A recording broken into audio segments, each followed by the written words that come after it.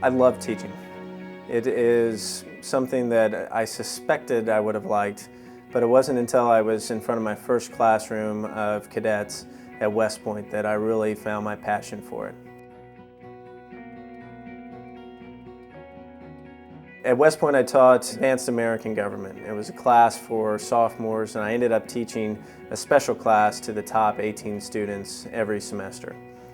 I also taught a class on media and politics. I teach a very similar class to that here at the Missouri University of Science and Tech on American government and politics.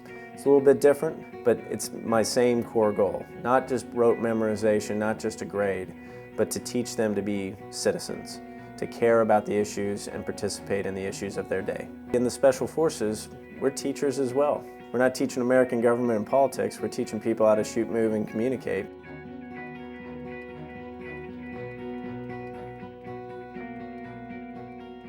On the first day of class, I do two things. The first thing I do is I ask them a question. I ask them, what is democracy and why is it worth dying for? That's a difficult question, and usually I get a fairly pregnant pause, but people start talking about, what is democracy, how is it different? What really defines it is us, is that we have an active role. We get to choose who represents us. We get to choose how often they go back and serve. We, the people, are active in our government. With that, I also, usually at some point on that first class, I write the word idiot up on the board, and then I just get back to class. I'm waiting for someone to ask me a question about why did you write it, and somebody does. They say, why did you write idiot on the board?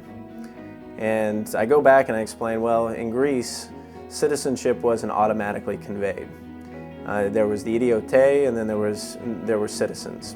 The idiote were the ones that were selfish, that just cared about themselves and their own sort of interest, and citizens actually had to participate. They had to care about the issues of their time. And through the class, through things that we do in class, my encouragement of them to work on a project or a paper that they're passionate about, interview leaders, call up the governor if you're upset with something they did, get them on the phone, and the students do it.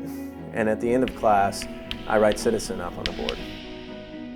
The next time you're passionate about an issue, the next time government does something that you don't understand and you don't like, that you act.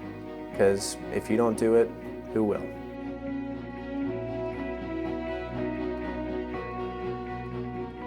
My life experiences have prepared me to serve in Congress. It starts with growing up here. I know the values and I know the characteristics and the hopes and dreams of the people in my home. It continued in my education.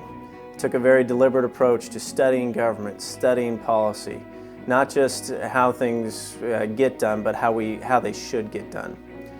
It continued on as a soldier, serving my country, serving causes bigger than myself, seeing the problems and challenges that Congress faces. And it ends with me returning home, returning to the place that I love and know deserves a better representative and a better voice in Congress.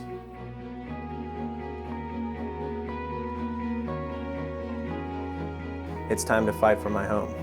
For far too long, we've been represented by somebody that doesn't represent the district, is also not representing the interests and advancing the interests of the people of this district. And this is a great area. It deserves better representation. I've got a clear mission to represent and advance the interests of the people of this district.